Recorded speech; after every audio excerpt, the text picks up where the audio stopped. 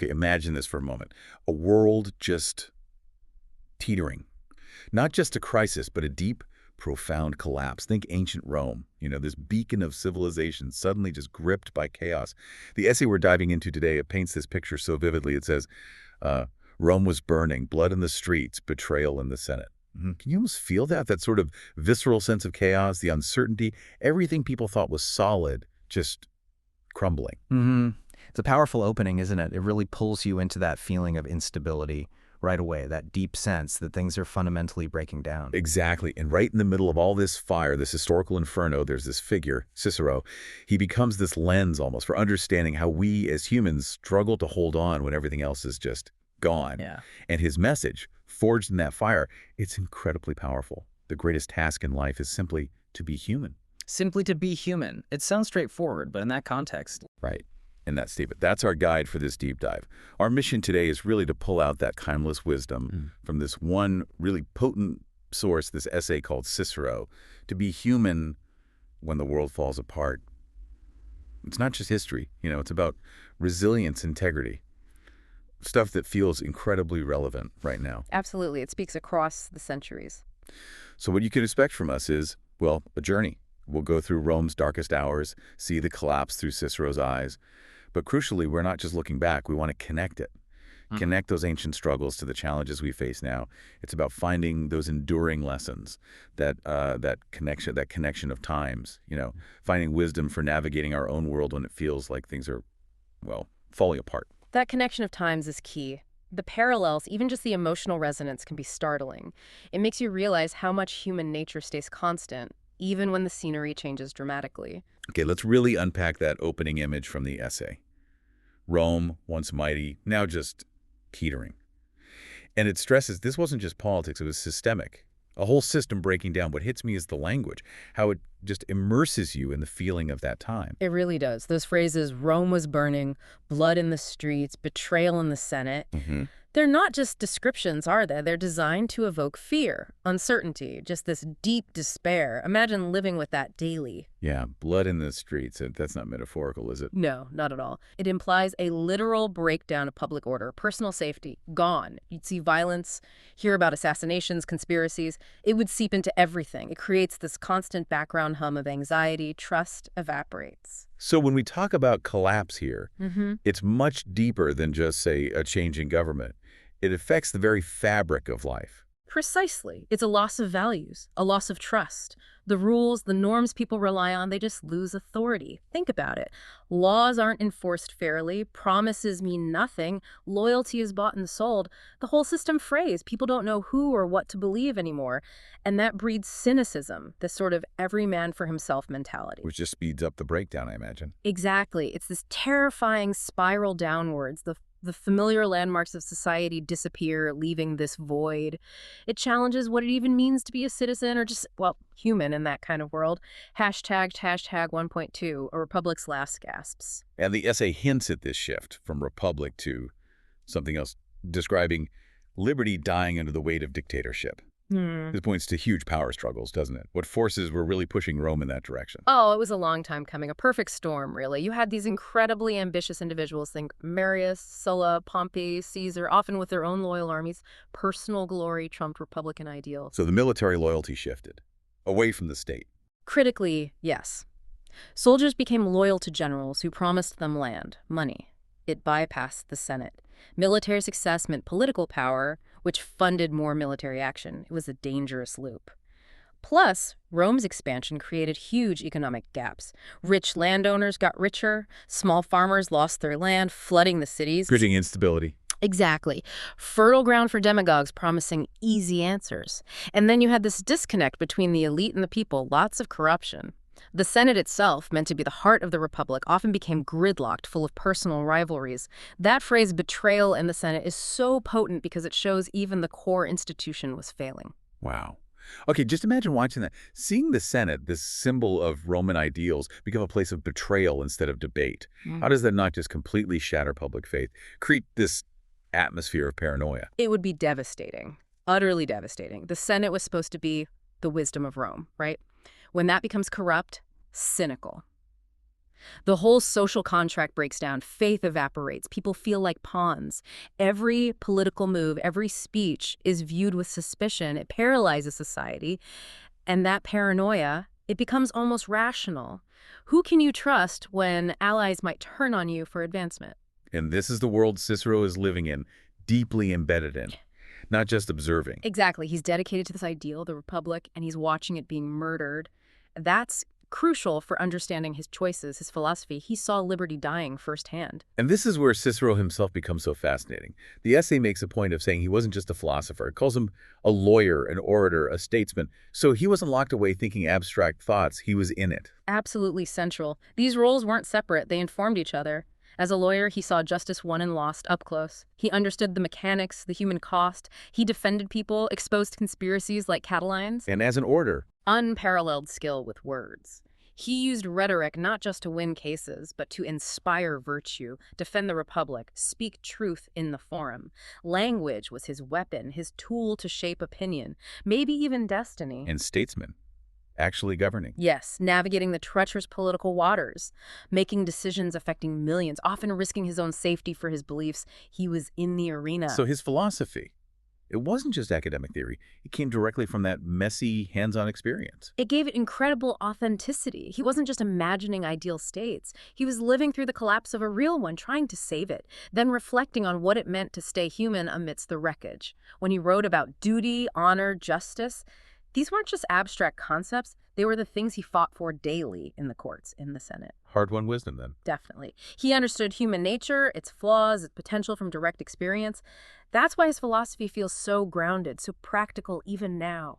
Hashtag tag 2.2, a stalwart of the Republic. And the essay stresses, before the final collapse, he really stood for the Republic. He was invested, which makes watching its demise so much more personal, so tragic for him. Oh, deeply personal. You have to remember he was a novus homo, a new man, first in his family to reach the Senate, the consulship. He climbed through sheer merit, embodying the Republic's ideal. He believed in the Senate, the rule of law, libertas, liberty. That was Rome to him. So watching it all get dismantled systemically, it must have been agony. His own life story mirrored Rome's rise through merit, then the tragic death of that system. I can only imagine the despair, your life's work, your entire ideal of society, just crumbling in front of you, that constant grief. It's an almost unimaginable weight. For him, the Republic wasn't just government, it was Roman virtue, the framework for human flourishing. Its collapse felt like the loss of Rome's soul. And his commitment, even when defeat looked certain, that's what defines him. He could have compromised, right? Sided with the strongmen, retreated to save himself. But he didn't. He didn't. He clung to his principles.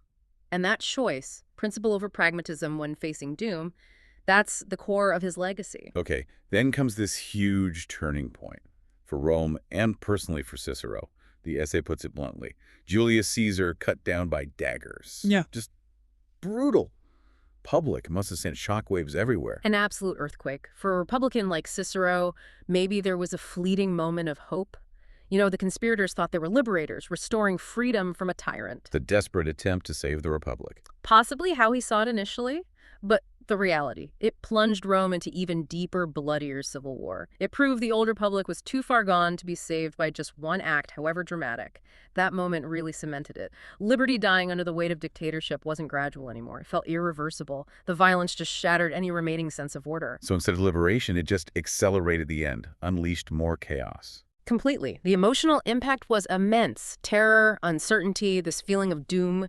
For ordinary people, if Caesar could be struck down, who was safe? For the elites, it was pure fear. Who's next? It created a power vacuum, leading to more brutal fighting, and that civil war ultimately brought Octavian Augustus to power, the formal end of the Republic. And for Cicero, what did this moment mean for him? Agonizing realization, I think. He thought Caesar as a threat, sure, but the chaos after. Arguably worse. Any hope for restoring the old Republic just vanished in the bloodshed. It was a bleak acceptance of where Rome was headed, the point of no return. Hashtag tag 3.2, the dying Republic and personal peril. And amidst this, the essay uses that phrase, the Republic breathing its last. So evocative, so final.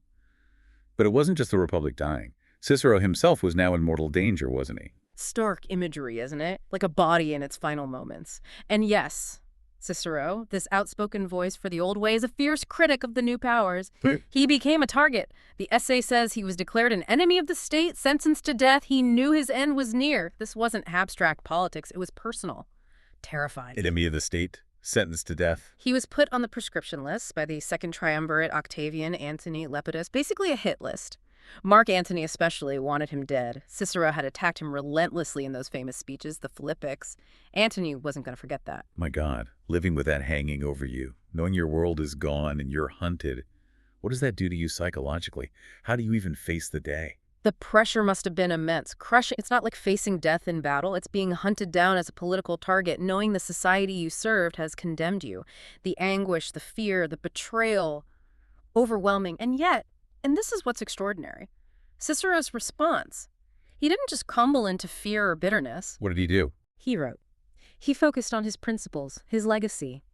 He seemed to understand that while they could kill his body, his ideas, his moral stance could endure. It shows this remarkable inner strength, refusing to let the horror dictate his inner world. Hashtag 3.3. Choosing principle over fear. And that leads to the absolute core of his message, doesn't it, the essay says. And yet, to the very last, he wrote not of fear or vengeance, but of justice, of duty, of the dignity that outlives swords and empires. That's just stunning. In a world of fear and revenge, he chose this. It is stunning. It's the definition of moral courage. Facing death, stripped of everything, the instinct of survival, fear, maybe lashing out. He transcended that. He focused on justice, duty, dignity. What does that mean when your life's on the line? It means these weren't just ideas for him. They were who he was. They had intrinsic worth, separate from safety or circumstance. So his philosophy wasn't theoretical. It was lived, practiced, right up to the end, under the worst possible pressure.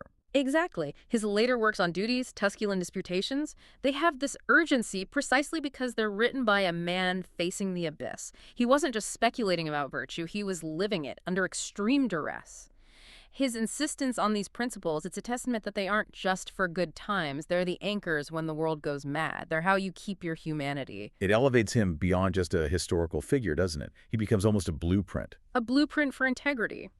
How to face despair with an unshakable moral compass. That's the power that resonates today. Okay, so let's focus on that central idea. The greatest task in life is simply to be human. Sounds simple, but given Rome burning around him, it must have been incredibly radical. What does simply human really mean in that kind of dehumanizing world? It is radical. In a world of betrayal and violence where power seems like the only thing that matters, insisting on being simply human is defiance. It's not about just surviving at any cost. It's about consciously choosing to hold on to what makes us human at our best. The essay points to reason, justice, and honor. Okay, break those down. Reason, justice, honor. Right. Reason, the ability to think clearly, ethically, even when emotions are raging. To pause, reflect. Justice, acting fairly, recognizing others' worth even when it's dangerous, not participating in the cruelty. And honor, integrity, truthfulness, keeping your word, maintaining dignity even when it's easier to lie or cave. These are what lift us above just animal existence, what stop us becoming, as the essay says later, the beast. So he's pushing back against the idea that crisis is an excuse for barbarity, that desperate times mean you ditch your ethics. Exactly. He flips it. He says crisis doesn't excuse abandoning humanity. It defines it. It's in the chaos that your commitment to being human is truly tested and shown. To be simply human, then, is an act of choice, cultivating those virtues even when it costs you. It's insisting your worth comes from inside, not from external success or power. A kind of radical self-possession. That's a great way to put it. Holding on to yourself when the world tries to tear you apart. Hashtag tag 4.2. We are not born for ourselves alone. And he builds on this with another incredible line the essay highlights. We are not born for ourselves alone. And he clarifies, for him, this was not a flourish of rhetoric. It was law written into the soul. Wow, that speaks to a deep connection, doesn't it? Even when society is fractured. It's foundational for him, not just a nice phrase, but a deep truth about our nature. We're interconnected. We have obligations to each other that exist before any government or law. Even when the state collapses, that bond, that law written into the soul, remains. We're part of a larger whole. We have duties beyond just ourselves to family, community, humanity. Which goes completely against the survival instinct, the me-first attitude that chaos brings out. It's a direct counter, an affirmation that even in despair, we owe something to each other. It argues for compassion, responsibility, even when there's no structure left to enforce it. So how does that law show itself? In big heroic acts. or something smaller? Often in the seemingly small things, which become huge in that context. An act of kindness, helping a neighbor, speaking truth when silence is safer, keeping a promise, simply refusing to join in the cruelty. It's about seeing the human in others even when they're suffering or acting badly. Holding a standard, not because you have to, but because it's an internal imperative. That conviction is a quiet but powerful resistance to the chaos. Hashtag for 4.3. Dignity above all else. And this all leads to dignity. The essay calls it paramount, summing it up powerfully. Empires may collapse, armies may fall, laws may be broken, but a human being remains human if he holds to reason, justice, and honor. Oh, yeah. Even in chaos, he insisted, we belong to one another. That's such a strong statement about inner strength. It's incredibly radical, especially from someone watching his world literally fall apart. Dignity isn't granted by society or power, he's saying. It's inherent. It's nurtured by sticking to those core principles within us. Empires, armies, laws, they're temporary. They come and go. But reason, justice, honor, those define our essence. Those are within our control, no matter how bad things get outside. So your internal state is the last refuge. The last, most vital thing to protect. It's the anchor. Your dignity is the core of who you are, independent of what the world throws at you. It feels like he's speaking directly to us, to you listening. Even when everything outside feels out of control, your inner response, your values, that's still yours to choose. Exactly right. It's incredibly empowering. You might not stop the empire collapsing, but you do control your own mind, your moral choices. Your dignity isn't dependent on the state of the world. It's a choice you make. By holding on to those values, you affirm your humanity, your connection to others, even if the world is hostile. True power isn't controlling the world. It's controlling yourself. It's the ultimate freedom. And this is where that connection across time feels so immediate, so personal. The essay draws direct parallels. It says, and look at our time. Wars rage, nations fracture, hatred spreads like fire. The 21st century begins to look like late Rome. Yeah. It's unsettling. But it resonates, doesn't it? That feeling many of us have today. It does resonate. It's meant to. That sense of flux, fragility, division. It mirrors the anxieties of Cicero's time. Now, we have to be careful not to make it a perfect one-to-one comparison. History doesn't repeat exactly. But the patterns, the feelings, those are similar. Right. Not specific events, but the qualitative sense of things. What does nations fracture or hatred spreads like fire feel like today? Well, nations fracture evokes that feeling of deep internal division, doesn't it? Losing common ground, intense polarization where dialogue feels impossible, society pulling apart from within, and hatred spreads like fire that hits home in the digital age. How quickly animosity and misinformation goes viral, disagreements become demonization, echo chambers fueling this us versus them mentality. It's more than just political disagreement then. It feels like a deeper social alienation, a sense of disorientation, uncertainty about the future, the feeling that shared values are fraying, that feeling of collective unease. That's the ennis. It shows these are recurring human challenges. Hashtag 5.2. The timeless question posed anew. Which brings us right back to the core question. The essay puts it straight to you, the listener. Who are you when the world around you falls apart? Do you become the beast who lives only for himself, or the human being who carries dignity even as everything else is lost? That makes ancient history feel incredibly present, urgent. It forces that self-reflection, doesn't it? It's not just about history, it's about our choices now, today. What does it mean, become the beast? It implies giving in to pure self-interest, survival at any cost, trampling others, abandoning empathy, responsibility, giving in to fear, greed, aggression, believing might makes right. Rejecting that law written into the soul. Just raw self-preservation, ethics aside. Pretty much. And the alternative, carry dignity even as everything else is lost. That sounds incredibly hard, but also... It is hard. It means consciously upholding reason, justice, honor, like Cicero tried to do. Resisting fear, resisting vengeance, even when it feels natural. It means holding on to your moral integrity, your empathy, even when others abandon theirs, even when it's risky. It's active resistance to dehumanization inside and out. And Cicero's life shows it's possible. Even facing death, the choice to remain human through inner virtue is always there. And these aren't just choices for big historical moments, are they? They happen daily. Absolutely. How we handle conflict, how we treat people we disagree with, whether we value truth and fairness over anger and division, every choice to act with reason, justice, honor, that's upholding dignity for ourselves and for everyone. So let's face the end of his story. It's tragic, brutal. The essay doesn't soften it. Cicero met his death at the hands of hired killers. His head and hands were nailed to the rostrum of Rome, trophies for the mob. Such a barbaric end for a man who championed reason and words. It's stark, isn't it? The brutality underscores his sacrifice. It's such a jarring contrast to his philosophy. And it wasn't just murder, it was calculated humiliation, designed to silence him, yes, but also to terrify anyone else who might speak out. Nailing his head and hands to the rostrum, the very place he gave his great speeches against Antony. A gruesome, symbolic warning. The death of free speech, written in blood. Exactly, a terrifying message from the new regime. But even in that horror, there's something else, isn't there? The very fact they went to such lengths. It shows how much they feared his ideas, even then. Absolutely. It speaks volumes about his enduring power. They understood they could kill the man, but extinguishing his ideas, much harder. His arguments for liberty, justice, they resonated too strongly. They needed to make a terrifying example. But in doing so, ironically, they cemented his legacy as a martyr for those principles. His courage became unforgettable. Hashtag tag tag 6.2, words that outlive empires. And that leads to the ultimate irony, the ultimate power. The essay says, but his words outlived his body. Because empires die, laws collapse, kingdoms turn to dust, but dignity belongs to eternity. Yeah. That's the real testament, isn't it? Physical things fade, ideas, values, they last. It's the core message, the vindication. His body was temporary. The Roman Empire itself eventually fell. Laws change, kingdoms vanish, but reason, justice, honor, dignity. These are about the human experience itself. They aren't tied to one time or place. The fact we're talking about him now, millennia later, drawing lessons from him, that proves it. His legacy isn't military or political victory. It's the enduring power of his thought, his commitment to being human. His words became timeless. Written in the shadow of death, but achieving immortality. It's an incredible thought. In those final writings, knowing his time was up, his political battles lost, he poured his deepest convictions onto the page. He wasn't trying to win the next election. He was writing for posterity, for the long struggle of the human soul. It was an act of profound hope amidst despair, believing truth and virtue outlives swords and empires. That's the outtake, right there. Hashtag tag 6.3. The enduring power of dignity. Which brings us to that final powerful thought from the essay, summing everything up.